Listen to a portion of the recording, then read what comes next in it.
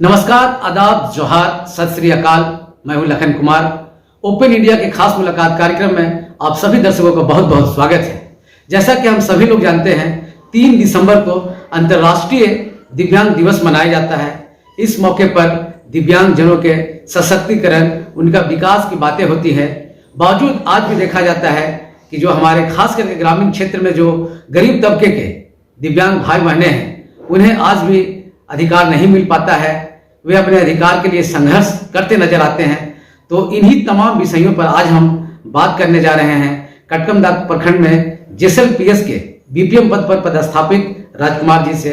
राजकुमार जी खुद डिजेबल हैं और उन्होंने दिव्यांगों के लिए कई कार्य किए हैं, एक्ट के जानकार हैं।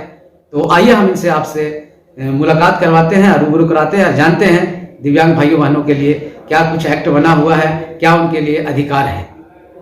तो राजकुमार जी, ओपन इंडिया पर आपका बहुत बहुत स्वागत है।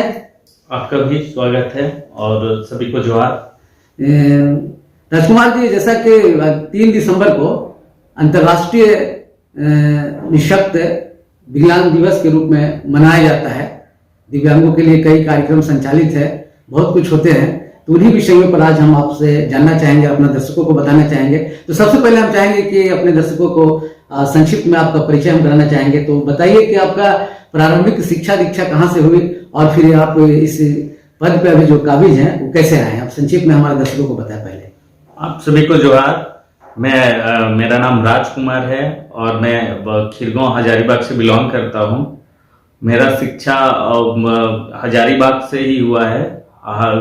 जो प्रारंभिक शिक्षा है हजारीबाग केडी चिल्ड्रन स्कूल है, उससे ही मेरा वहाँ पे प्रारंभ हुआ है शिक्षा। उसके बाद हम लोग ने बहुत स्कूल हमने पढ़े हैं। कभी इधर है पोस्टिंग तो उधर है, जहाँ होता था तो वहाँ हम लोग ने पढ़ाई की है। लास्ट में हम लोग ने जो लास्ट मेरा एजुकेशन है वो हमने विनोबा भावे यूनिवर्सिटी से पोस्ट ग्रेजुएट ज्योग्राफी ऑनर से किया हूँ। उसके बाद हमने टेक्निकल क्वालिफिकेशन भी है मेरा। हमने ITI गवर्नमेंट ITI से किए थे। फिर हमने पॉलिटेक्निक किया है लखीमपुर खीरी से, जो यूपी में है। उसके बाद हमने लास्ट एजुकेशन CITS किया हूँ, जो एडवांस ट्रेनिंग इंस्टीट्यूट कानपुर है, उससे हमने किया है। और अभी मैं वर्तमान में जेएसएलपीएस पे ब्लॉक प्रोग्राम मैनेजर के पोस्ट पे मैं पदस्थापित हूँ। राजकुमार जी, सबसे पहला हम सवाल ये आपसे करेंगे, जैसा कि निःशक्त जो है उनके लिए सरकार की ओर से कई सुविधाएं दी जाती है, उनके लिए एक्ट भी बना हुआ है।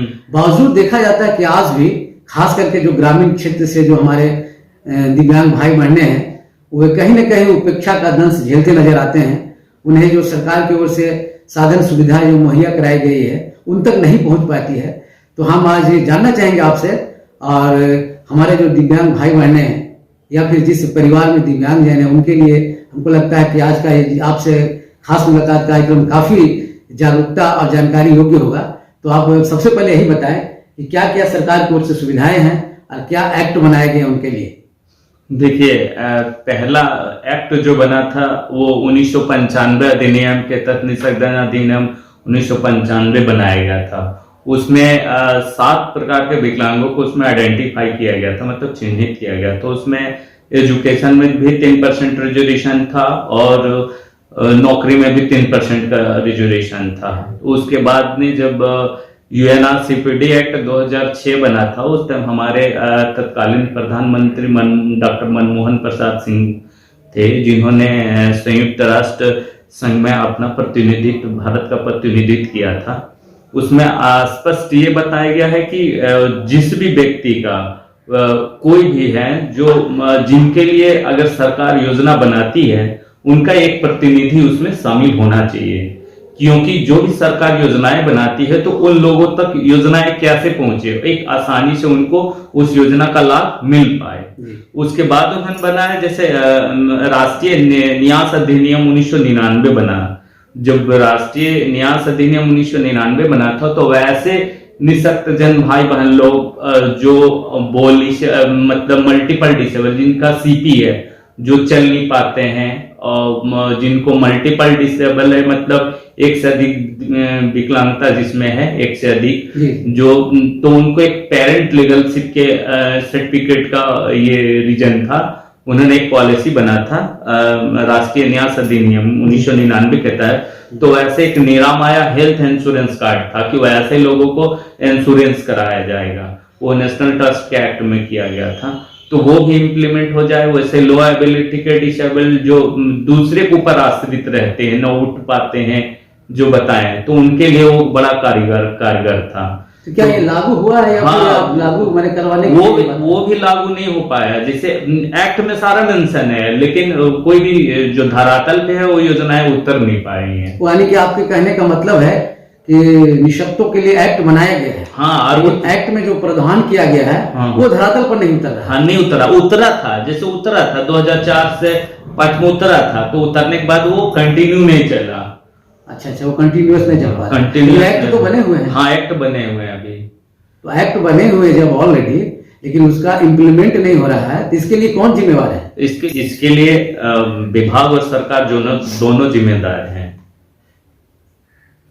और अभी जो निःशक्तजन अधिनियम जो है, निःशक्त अधिनियम 2016 बना, उसमें देखिए, उसमें भी सरकार ने क्या किया है, 21 प्रकार के विकलांगों को आइडेंटिफाई किए हैं। अच्छा, 21 प्रकार के 2016 में। और लेकिन उसमें क्या है कि आपका एजुकेशन में 4% है, नहीं, एजुकेशन में आपका 5% है, और जो नौकरी है उसमें 4% है।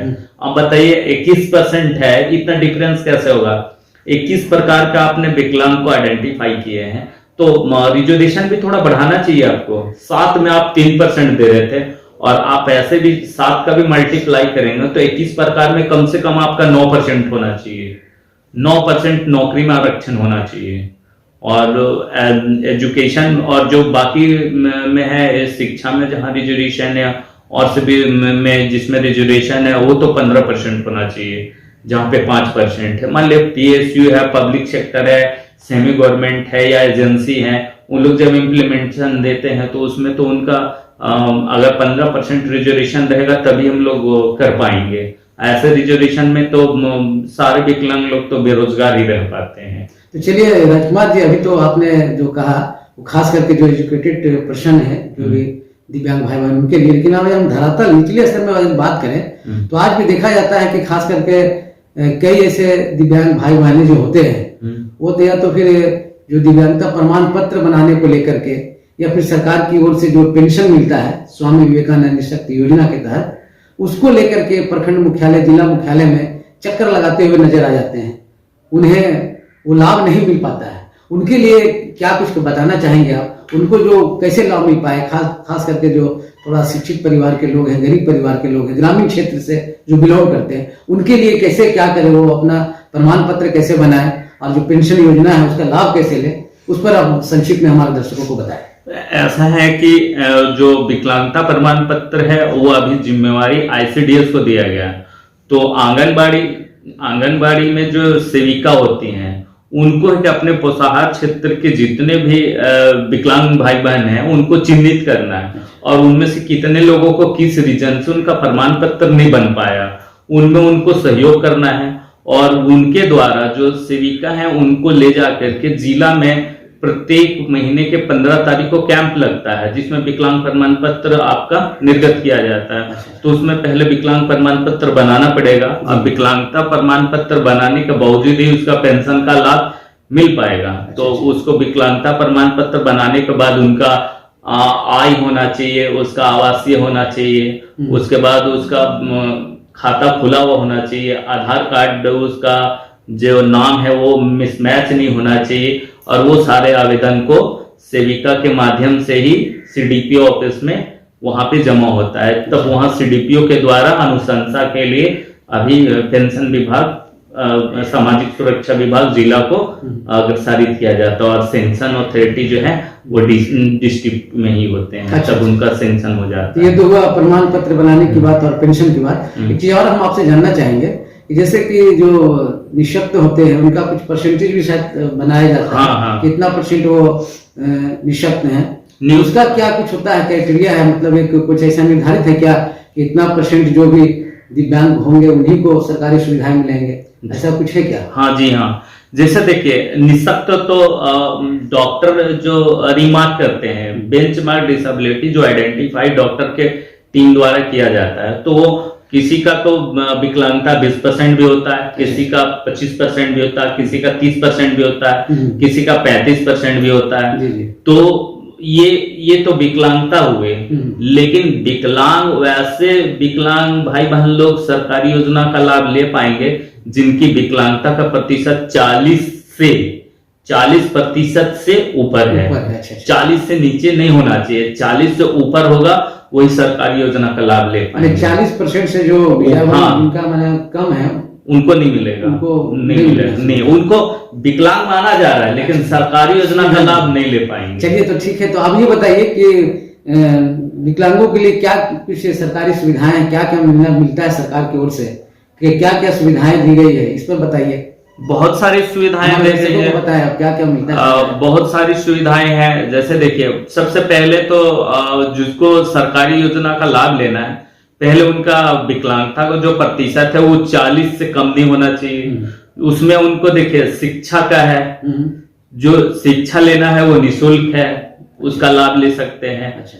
जैसे दूसरा है कि आप पहला तो विकलांग प्रमाण पत्र बनेगा, उसके बाद शिक्षा ले सकते हैं। रेलवे रियायत प्रमाण पत्र है, जो सिविल सर्जन के द्वारा जब प्रमाण पत्र निर्गत किया जाता है उसके बाद वो डीआरएम ऑफिस से भी एक रेलवे अपना रेलवे कंसेक्शन प्रमाण पत्र देता है उनको। रेलवे में आरक्षण सुविधा है, मतलब हाँ, रेलवे में निःशुल्क का, मतलब कहीं भी भरना नहीं, निःशुल्क नहीं है, निःशुल्क नहीं है, वो है निःशुल्क नहीं है, वो वन सहयोगी मतलब वन स्पॉट विथ 75% डिस्काउंट है। जैसे 2 आदमी रहेंगे, एक हो गया जो विकलांग व्यक्ति है और एक उनके सहयोगी, तो दोनों का जगह फॉर एन एग्जाम्पल मान लो दोनों का किराया अगर 1000 है तो उसमें से वो दोनों को 250 लगेगा। अच्छा, 250। हाँ, 250, 750 वहां पे सरकार उससे 75% उसको कंसेशन दे देती है। 2 लोग होना चाहिए। हाँ, 2 लोग होना चाहिए। ऐसे है कि आप अगर सिंगल जन भी कर सकते हैं तो उसमें क्राइटेरिया भी, आप सिंगल भी जन भी कर सकते हैं। ये जो 40% से वो है जिनका विकलांगता, उन्हें क्या सरकारी सेवा में किस तरह का नौकरी में क्या रिजर्वेशन, क्या सेवाएं उनके लिए है?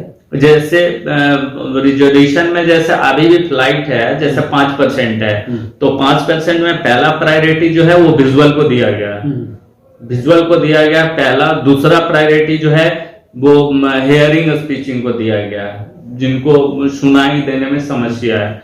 और तीसरा में है लोकोमोटिव, जो लोकोमोटर चलने फिरने में जिनकी समस्या है। और चौथा में दिया गया है मल्टीपर्पज जो लोग हैं। अच्छा, हाँ, ये सब सुविधाएं। हाँ, तो ये सब सुविधाएं।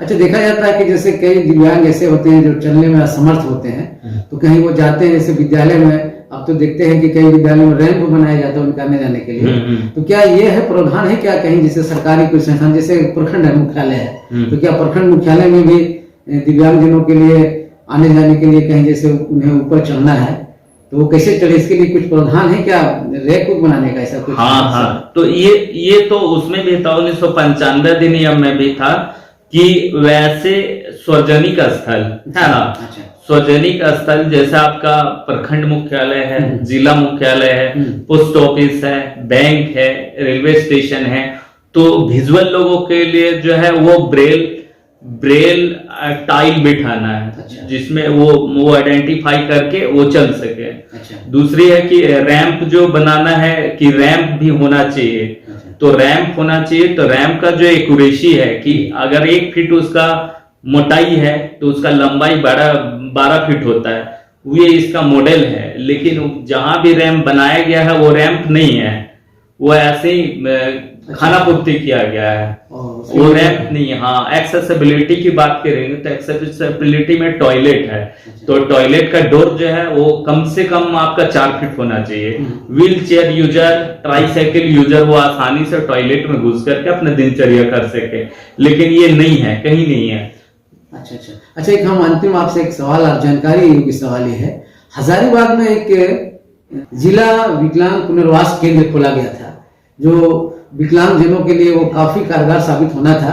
जब उसका उद्घाटन हुआ था उस समय कई जो विकलांग थे उन्हें साधन सुविधाएं मिली थी, वहां से ट्राईसाइकिल या अन्य जो उपकरण है वो प्रदान किया गया था। लेकिन अभी क्या उसका स्थिति, अभी तो डेड स्थिति में देखा जा रहा है, तो उस पर क्या कुछ कहना चाहेंगे आप, उसका क्या मीनिंग था खोलने का दिव्यांग लोगों के लिए? देखिए, जैसे हम लोगों ने हम लोगों ने एक्ट की बात करते हैं, तो हम लोगों ने एक्ट की बात करते हैं तो एक्ट में देखिए जितने भी हमारे एमपीज हैं, एमपी हैं, एमएलए हैं, इन लोगों को जो डेवलपमेंट की राशि आती है, जो डेवलपमेंट की राशि जो 5 साल में इन्होंने खर्च करते हैं, तो प्रत्येक साल जो खर्च करते हैं राशि, उनकी 5% जो है वो डिसेबिलिटी डेवलपमेंट पे खर्च करना है। तो मेरा आग्रह भी रहेगा कि हमारे जो विधायक हैं, जो हमारे सांसद हैं, उन लोगों से मेरा आग्रह रहेगा कि अपने जो डेवलपमेंट की जो फंड की जो राशि है उसका 5% डिसेबिलिटी डेवलपमेंट पे खर्च करना चाहिए। अच्छा। वो एक्ट है, हम लोगों का एक्ट में मेंशन है। और दूसरी बात आपने बोला कि जिला विकलांग पुनर्वास केंद्र है, वो हजारीबाग में स्थापित किए थे उन्होंने। 2004 में स्थापित हुआ था। उसमें से था कि वो परमंडल लेवल पे हजारीबाग में था।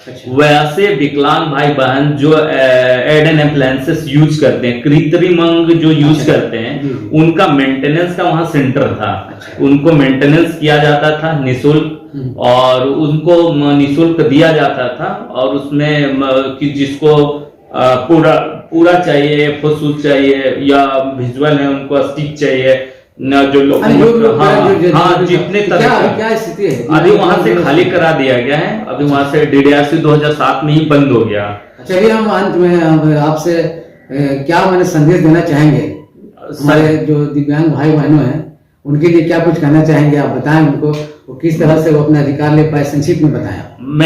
मेरा ये रिक्वेस्ट रहेगा मेरे विकलांग भाई बहन लोगों से कि सबसे जो पॉइंटेड जो आपका हथियार होता है वो एजुकेशन है। वो एजुकेटेड हो जाएंगे तो अपने आप सारी जितने भी हैं, जितने तरह की सरकारी योजना है, मेरा एक्ट क्या कहता है, एक्ट के अकॉर्डिंग कैसे, एक्ट को इम्प्लीमेंट कैसे कराना है, एक्ट को कहाँ पे एक्ट का उल्लंघन हो रहा है, उसको जब इंडिकेट कराएंगे, और उस एक्ट के द्वारा जब मान लियो मेरे ही अपमान हो जाता है ना, तो जैसे कि मेरे ही सामने कोई बोल देता देखो ये बीपीएम जो है वो लंगड़ा है, तो ये सब तो अच्छा नहीं लगता है। लेकिन एक एजुकेटेड रहने के बाद में जब एजुकेशन आ जाता है और अच्छे ओहदे पे चले जाते हैं, तो लोग जो आलोचना करते हैं कि ये लंगड़ा था, ये बहरा है, ये काना है, तो ये सब में भी एक्ट है कि आप उपनाम से किसी को नहीं बुला सकते हैं, और ये सब अगर बुलाता है तो सीधा थाना में FIR कर सकते हैं, और उसके अकॉर्डिंग उनको सजा भी मिल पाता है। लेकिन समाज में अभी थोड़ी अवेयरनेस आया है, जिसके कारण जागरूकता आ गई है लोगों में, और हमारे विकलांग भाई बहन लोग भी अच्छे हैं, जागरूक हो रहे हैं। अभी जैसे हम लोगों ने लड़के लिवाया था कि बीएड कॉलेज में रिजर्वेशन नहीं मिलता था, उस टाइम बहुरा एक का VC हुआ करते थे, हम लोगों ने उनसे लड़के लगवाए कि सर हम लोग को रिजर्वेशन मिलना चाहिए। तो वो VC सर थे तो बहुत अच्छे थे, उन्होंने बताया एकदम करवा देंगे राजकुमार, आप अच्छे में सजेशन दिया। तो हम लोगों ने उनको पहला हम लोग का जो आंदोलन था उस टाइम में ही हम लोग ने वहां पे रिजर्वेशन करवाया था यूनिवर्सिटी में, पहले एडमिशन में। उसमें एडमिशन में भी था कि ज्योग्राफी डिपार्टमेंट में मेरी एडमिशन में बोलता है विकलांग क्या होता है हमें पता नहीं है। तो हम लोगों ने अपना स्ट्रगल करके हम लोगों ने बोला कि RTI एक्ट पढ़ाए, बोले 1995 में देखिए 3% का रिजर्वेशन, आप बताइए कौन विकलांग का आपने किया। तो उन्होंने बताया कि मेरा डिपार्टमेंट ने कुछ नहीं दिया है। तो ऐसे लोग को बताना पड़ता है कि आप इतने हायर एजुकेटेड हैं, HOD हो जाते हैं ज्योग्राफी से, मान लो कोई भी डिपार्टमेंट के HOD हैं, और उस HOD वाले लोग को ये समझ में आता है कि एक्ट क्या है, हमने जो जिम्मेदारियां दी गई हैं वो कैसे उसका जिम्मेदारियों का सच में हम उसका निष्पादन करें और लोगों को ऐसे समझाएं। हम लोगों ने जितना स्ट्रगल किया है हमको लगता है कि 2004 ईस्वी से हमको लगता है 20 साल हो गया होगा। हमने इतने लोगों को हमने लगभग 8000 विकलांग प्रमाण पत्र बनाने में हमने सहयोग किया है एज ए वॉलेंटरी, और हमने 4500 जो है वो रेलवे कॉन्सेक्शन हमने बनवाया है सहयोग से। हमने किसी भी प्रकार का किसी से कोई सहयोग नहीं, सेल्फ का कंट्रीब्यूशन है, मेरा सेल्फ का कंट्रीब्यूशन है। और उस पर भी आपको बता रहे हैं हमने 6 विकलांग बहनों का हमने खुद कन्यादान किया जब तक मेरा शादी नहीं हुआ था, और उसके लिए भी हम लोगों को अवार्ड मिला है।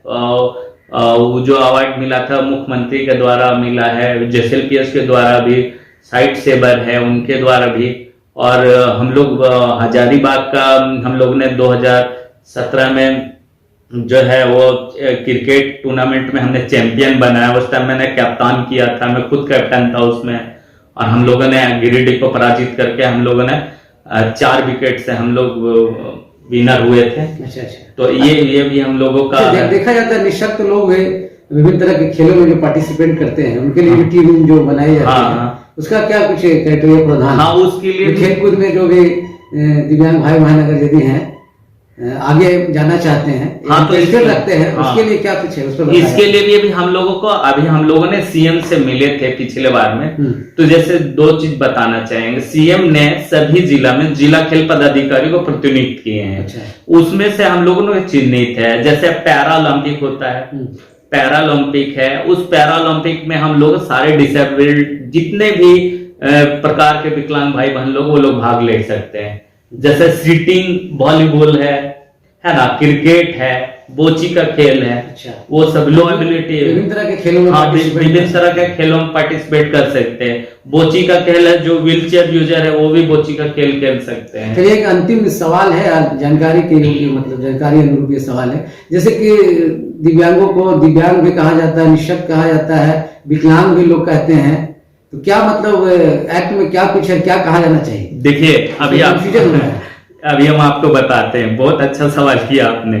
जैसे कि यहाँ क्या है ना, 1995 अधिनियम बना, उसमें क्या है, हैंडीकैप बोला गया है। अच्छा। तो हैंडीकैप ऐसे हो, इंटरनेशनल, जब इंटरनेशनल लेवल पे लोग है ना, पहले क्लब होता था। अच्छा। क्लब में लोग जुआ खेलते थे, सारा कुछ हार जाते थे। अच्छा। तो क्लब के बाहर गेट में है ना, अपने कैप को हैंड में लेके ऐसे भिख मांगते थे। अच्छा। तो वो बोलते थे इसमें एबिलिटी नहीं है, उसको डिसेबिलिटी बोल देते थे, डिसएबिलिटी। अच्छा। मतलब इसमें एबिलिटी नहीं है, अर्निंग कैपेसिटी नहीं है, तो डिसेबिलिटी हो गया।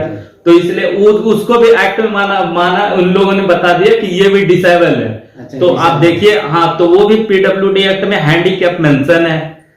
अच्छा। है ना, लेकिन दिव्यांग का उल्लेख ऐसे ही है। दिव्यांग ना आपको पीडब्ल्यू एक्ट 1995 में मेंशन है, ना यूएनसीपीडी एक्ट में मेंशन है, नेशनल ट्रैट एक्ट 1999 में भी मेंशन नहीं है, और अभी आरपीडी एक्ट 2016 है, उसमें भी आपका एक्ट मेंशन नहीं है दिव्यांग, है ना।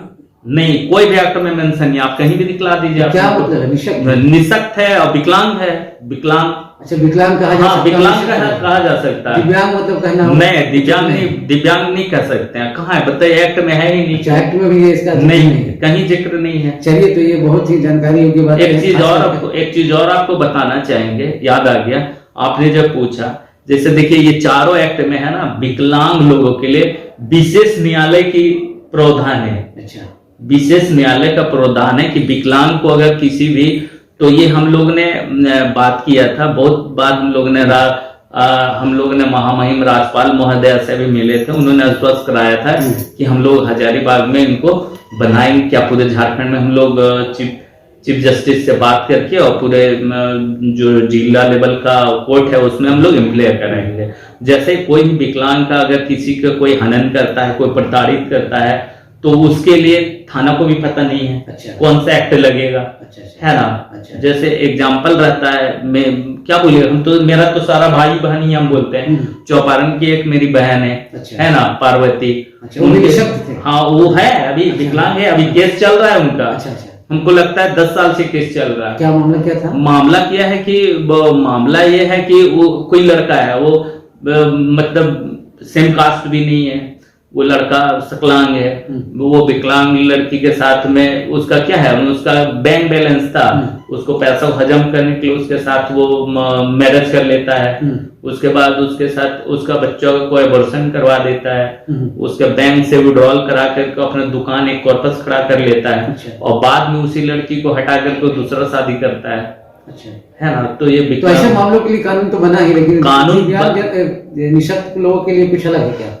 कानून इसीलिए बना है ना, जैसे जनरल जो आप थाना में गए तो थाना में तो पीडब्ल्यूडी एक्ट के अकॉर्डिंग एफआईआर होना चाहिए। अच्छा। लेकिन थाना में क्या होता है, वो लोग नॉर्मल डोरी एक्ट कर दिया। अच्छा। क्रिमिनल के केस भी नहीं होता है ना, वो